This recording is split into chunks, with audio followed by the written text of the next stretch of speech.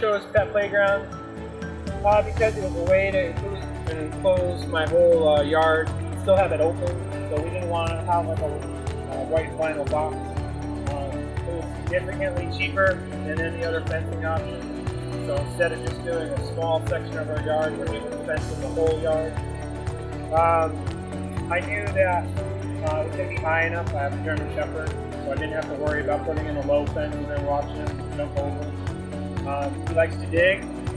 The Max Strength fence has a dig guard, so there's no chance of him digging under the fence, so I can go about my business back here and not have to worry about what he's getting into. So those were the main reasons why I put